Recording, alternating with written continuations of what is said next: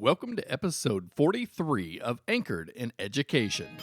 I'm E. Scott England, and Anchored in Education is the podcast dedicated to all things education. Educators across the world routinely engage in conversations surrounding fundamentals, concepts, and new ideas that improve this great profession. Sometimes we agree, other times we disagree. But at the end of the day, we are all anchored in education.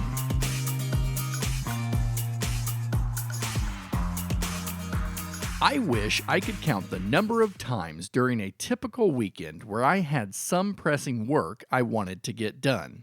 In fact, earlier this month is a prime example of what usually happens. Jennifer and Sage left to do some errands. It was a Sunday afternoon, and I had a few things I needed to get done. I needed to schedule the next podcast set to release the very next day, and I had to prep for an interview coming up that Wednesday, and I had to finish post-production on, well, this episode. I had plenty to do and a great plan to get it done. A little over an hour later, the door opened. Jennifer and Sage had returned. I quickly opened my podcast hosting and began frantically working on loading the next day's episode. Nothing else was completed. A little while later, Jennifer asked what I had gotten done.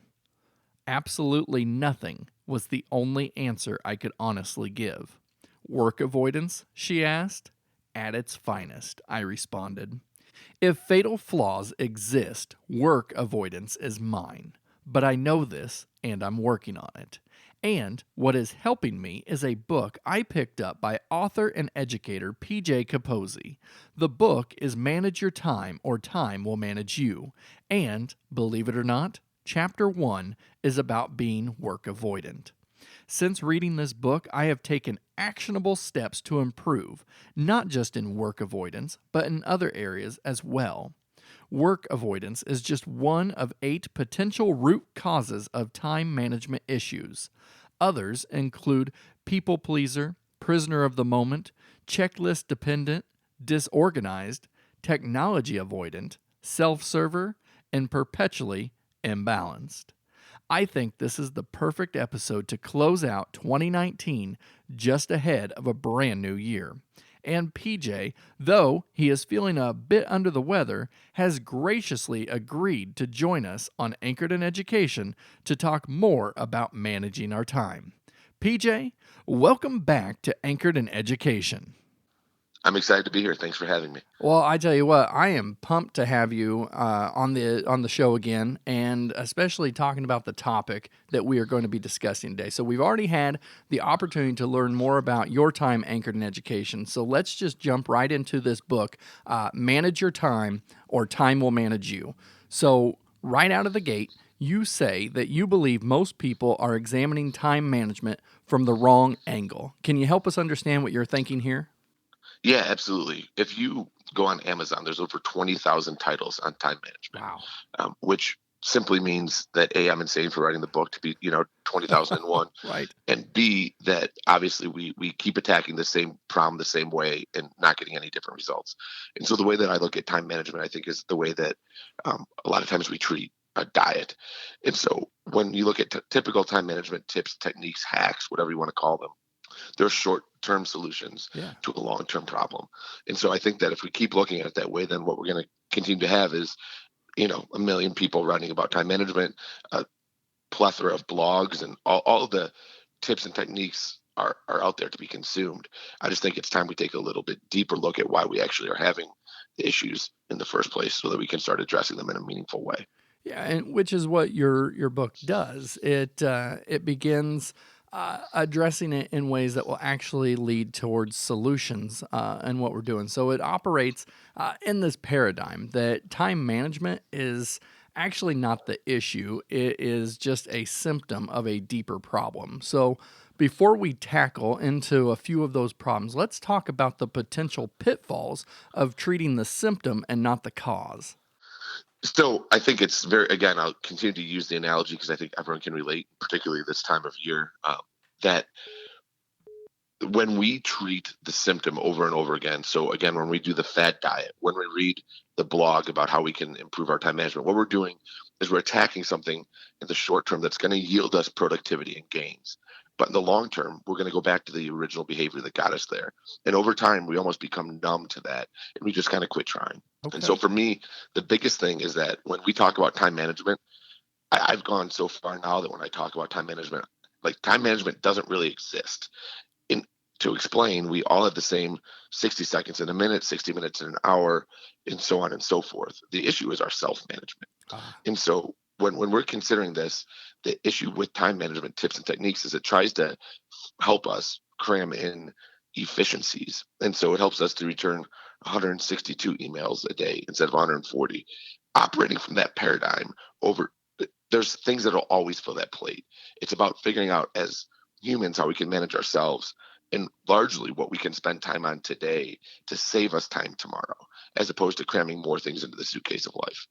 you're absolutely right, and that I had never really thought about. So I had always talked about time management. I wish I could manage time better, and it wasn't until I read this book that I realized I wish I could manage me better, and that's really what this does. So a great feature of this book is that each chapter, and so there are eight, each being a potential root cause of time management issues, they come with coping mechanisms and solutions.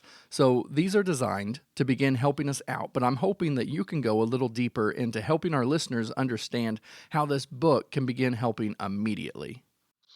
So the design is the coping mechanisms would be the traditional tips, techniques, hacks, again, that you can Google and that every other time management book has. And I try to explain them in a little bit different way and use stories so that we can hopefully make sure that we're attacking or attaching the right solution to what the actual problem is. But then the part that's the intriguing to me and the part that I think sets the book apart is that the solutions a lot of times look at the neuroscience behind it and what the actual long-term solution is, where we can actually start to examine ourselves from a deeper perspective internally so that we can change our behaviors and really start to look at this as self-management instead of time management.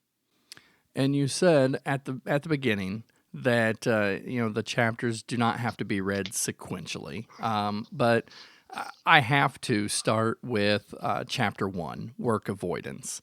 And since my wife listens to my podcast, I'll go Always ahead. dangerous. Isn't it though?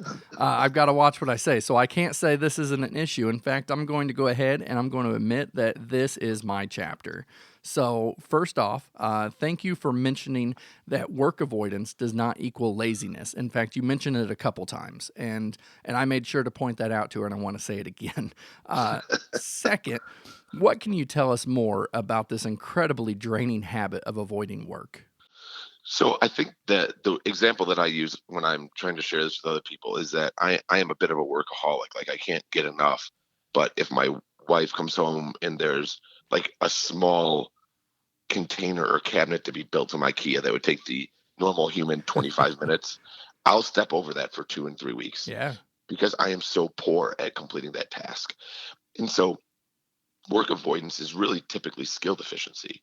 Okay. And so for us, the biggest thing to figure out is do a deep analysis of what work you're avoiding.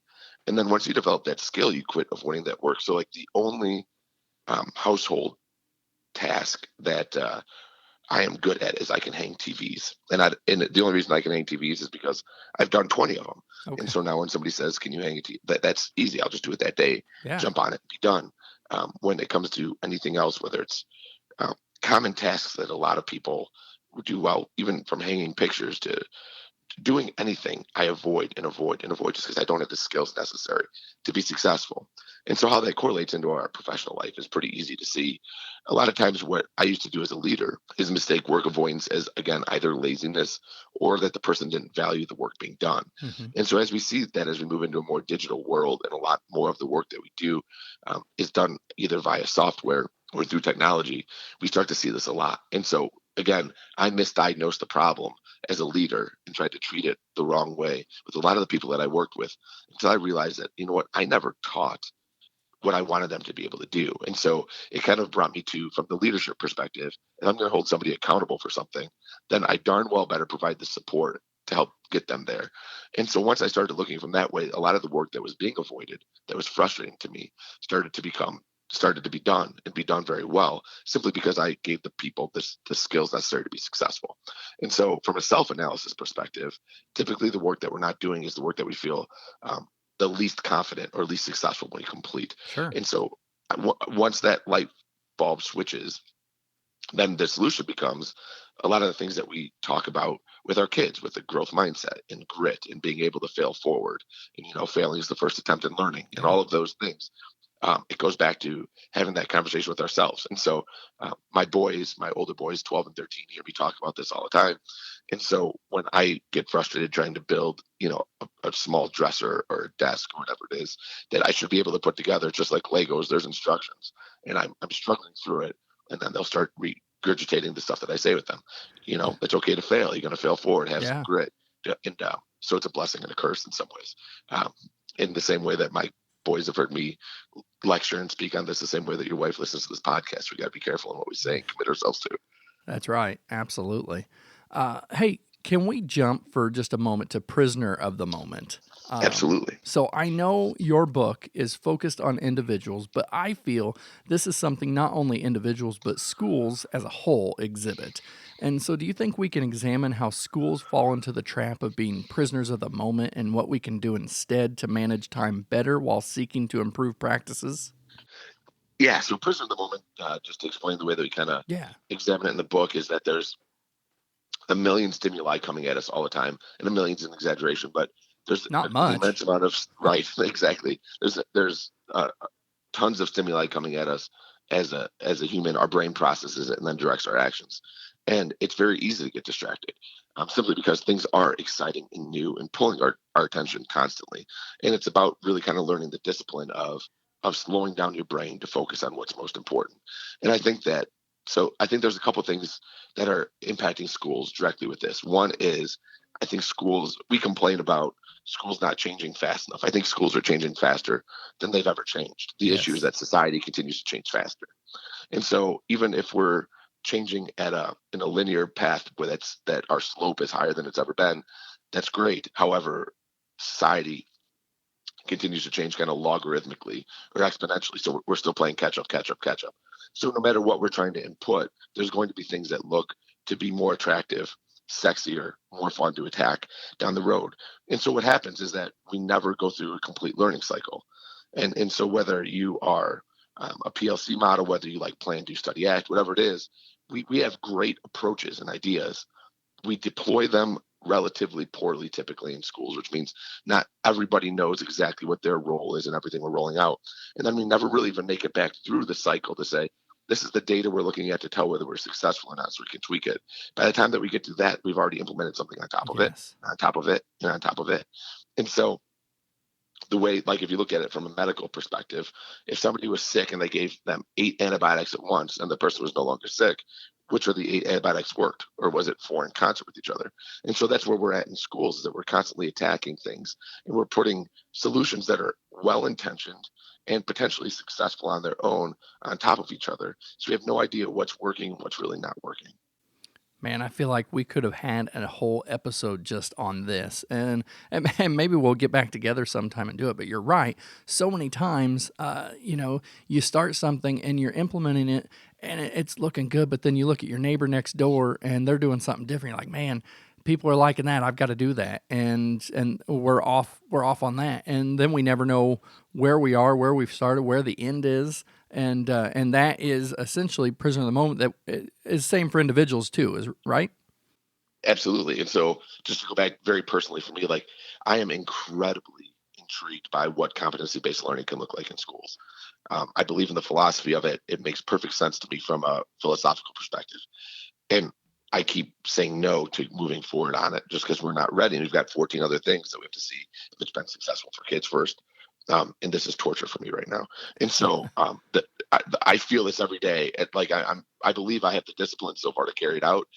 But for like the last 24 months, every day I want to explore this. And now that it's becoming more popular and more people are asking about it, it's getting even harder for me to continue to say no. But in personal life, if there's one that described to my wife, I think this is what it is. And so so I'm very connected to it on an individual level as well. But I think that it's perfectly natural to start a bunch of tasks because the start of something new, the creation, is the exciting part. Grinding through and finishing is typically not as fun, and so it Right. takes a level of self discipline to do that. So one of the real solutions in this that in the research found, I thought was pretty interesting, is meditation.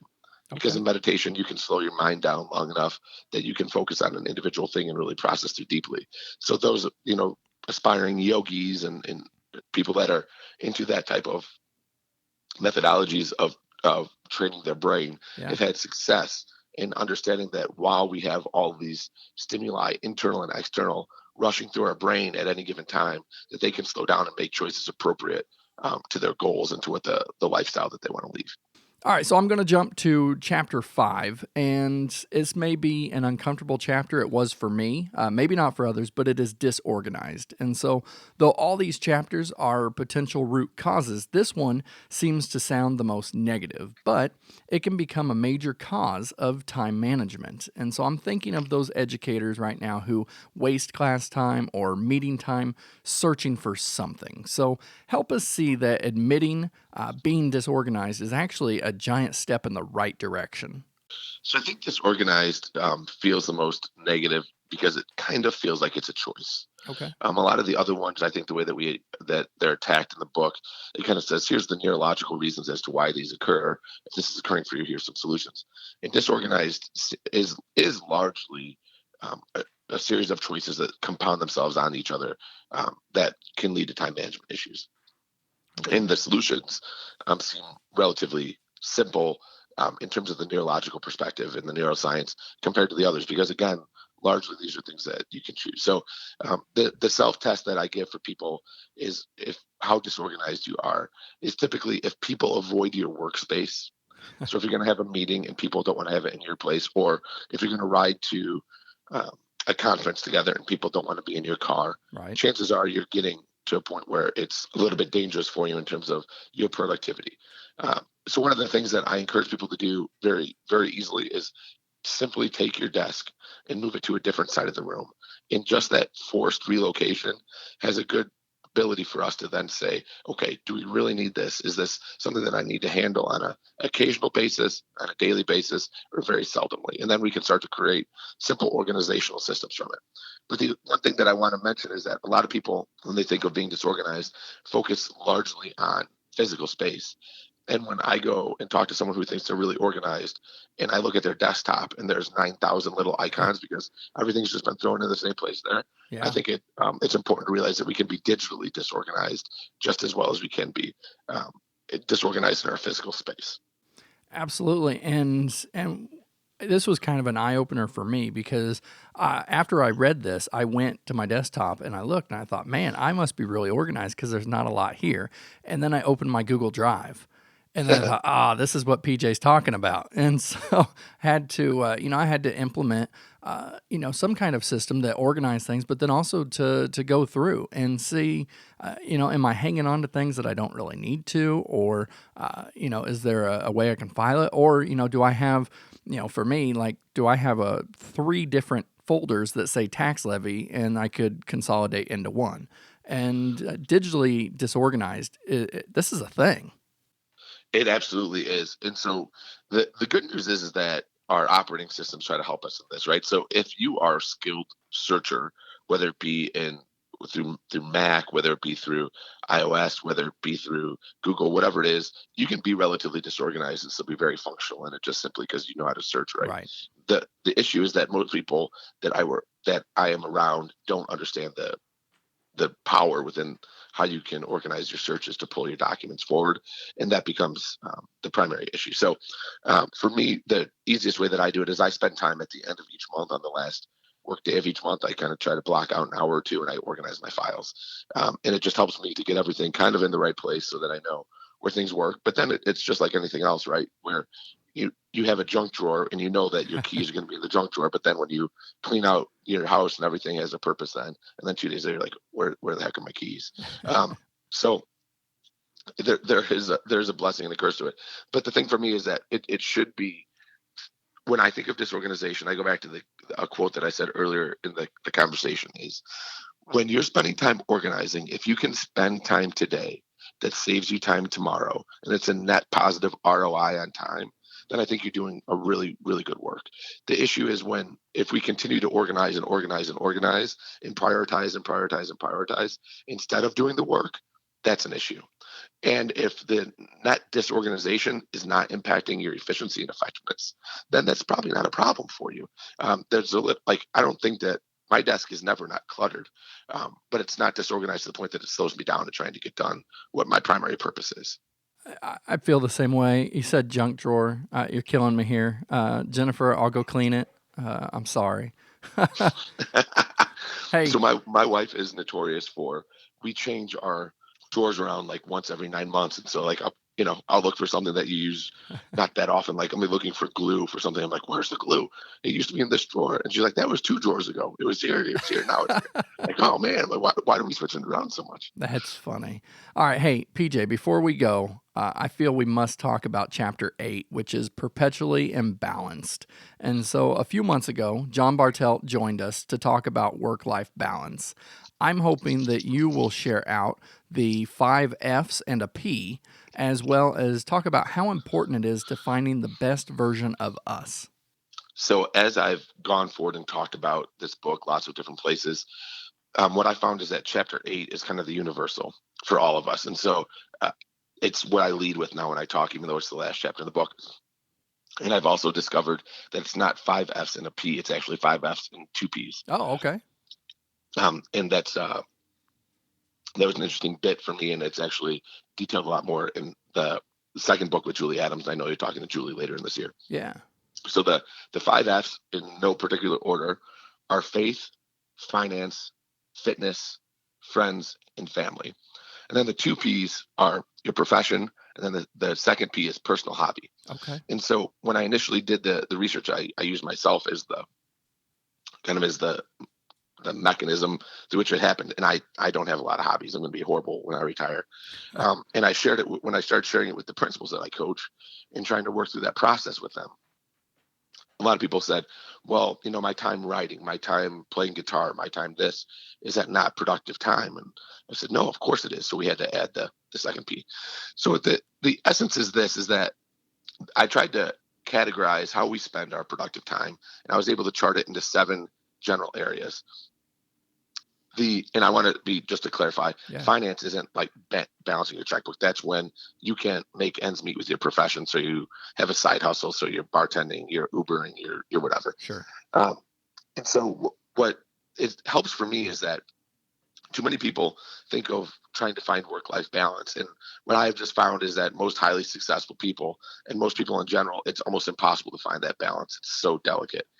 And so when I think of it, my life in these 7 compartments, essentially, then I started to think of it as a puzzle, with each puzzle piece potentially being bigger than the other. And so if your professional piece is, your biggest piece, and your family piece is second, or family is 1, or fitness is second, whatever it happens to be for you, once I started thinking my life in these segments, then I could find a work-life fit that worked for me. And I wasn't in search of this mythical work-life balance that I think we're all chasing. Yeah. And once I could figure out what that fit was for me, I could have real honest conversation with my wife and kids saying, this is where I see that we're at. If I was able to tweak it this way, could you handle it? Because I think I'd be a little bit more, I'd be a happier person. So for me, if I'm able to work 11, 12 hours a day, those 3 to 4 hours a day I have with my family are much more productive than if I feel like I have to leave work early and then I'm actually around them 6 hours. Right. And so figuring out what that balance was for me was kind of crucial. It was when my life went from extraordinarily busy and productive on paper to actually productive, and that brought joy back to my life, because I was starting to have some real honest conversations with myself on how I wanted to plan my time to be the most successful version of myself that I could be. And did I hear you correctly that you included all of your family in on that discussion? So yes, in stages, if that makes sense. So the first person I had to be honest with was myself. Sure. And so I also think it's the hardest person to be honest with it. So when I say that honest, I don't want people to feel negative about themselves, but I think that we have some real thoughts and some drives within our own psyche that sometimes we don't allow ourselves to feel because we're scared of what that might mean. Right. And so for me, when I had to tell my wife I wanted to work more because like I'm driven and I want to try to self actualize. I want to be the best version of this that I can be. And when I had that conversation, she was like, "Yeah, no kidding, we know." And it like the only person that didn't really know that was me until I was able to tell myself the truth. Another example of this is when I work with principals and I ask them like, "What's your wildest goal professionally? Like, if you had unlimited time, energy, what would you try to do?" And then they say what they would want to do, which is 9 times out of 10 perfectly attainable. And then I say, "Have you ever told your spouse this?" And they're like, "Well, no," because they don't want to feel arrogant or they don't want to feel hubris. And so the first thing, again, like being totally honest with themselves. The second thing for me then, after I was honest with my wife, was trying to go back to my kids and saying, what does actually being a good dad mean? And so this was the really important conversation for me is like, I'm killing myself trying to be all things to all people here. What do you actually need from me? Yeah. And so when I had the conversation with my boys, like if there was a movie, they'd say something brilliant and poignant, and they looked at me like I was crazy. Like, "Dad, why are you so weird?" And they didn't answer me. And then like 4 or 5 days later, my oldest son came and said, "These are the 3 things we really want from you. We want you to take us to breakfast, guys only once a week. We want you to coach our basketball team, and we want you to play video games with us when you're home." And I was like, "Well, what's up? What about when I'm traveling and I'm gone for multiple days?" Like, "Dad, you text 3 times a day. We FaceTime and mom's here and we're in 47 activities as it is. It's not that big a deal." And I was carrying around this luggage. I was carrying around this burden for so long inside my soul, thinking I was, being selfish or carrying on this guilt. And then when I had that conversation, then everything was just lifted off my shoulders and I could go forward with and try to pursue my dreams professionally and knowing that I'm still being a good dad in their eyes. Wow, I think that's amazing. I'm hoping that as people listen to the various things here, that they have picked up on something, and then after they're done listening, they can head over to either my website, or I'm going to link to your website, and I'm going to link to the book, because the book is "Manage Your Time, or Time Will Manage You" by PJ Caposey, and we are so thankful that you came back and shared a little bit more on Anchored in Education today. Thank you very much for having me. I'm sorry for the voice fighting through a cold. Hopefully it wasn't too annoying. No, absolutely. Hey, he powered through today, and we are thankful for that. Have a good one, PJ. Thank you. Even though he wasn't feeling 100%, you can still tell that PJ is passionate about this topic. He can frequently be found speaking or tweeting about it as well. Now, you can catch bits of wisdom from PJ on Twitter by searching at MCUSDSUPE. And you can also read more about PJ Caposey as well as find a link to manage your time on my website, eskyengland.com. While you're there, I'm also going to link up to PJ's website, which is pjcaposey.com. Before I wrap up today's episode, please don't forget to subscribe to Anchored in Education on whatever platform you get your podcasts. Now, PJ mentioned New Year's resolutions. As I had said, this is the perfect episode to have as we get ready to ring in 2020. There are many symptoms to time management, and something I picked up from my reading was that we can be caught in these symptoms without even realizing it. I can tell you that each of these chapters resonated with me in one way or another. Some more than others. Some I could see that quick changes could be made, while others, work avoidance, I'm still working on. Struggling with time management does not make one ineffective, but imagine how much more effective we could be if we addressed the bigger ailment. I think what I picked up on the most is how my struggles with time management can ultimately impact others, and not in a good way. PJ concluded his book by saying, quote, "It has become too easy for people to blame time management as an issue when it is really just a symptom of a larger problem. New Year's resolutions often fail, but addressing the root cause leading to time management does not have to." Order your copy today so you too can begin becoming more effective. As PJ says, nothing great happens for us without an intentional effort and energy put forth to improve ourselves. I can't think of a better time to start than now. And remember that at the end of the day, we are all anchored in education.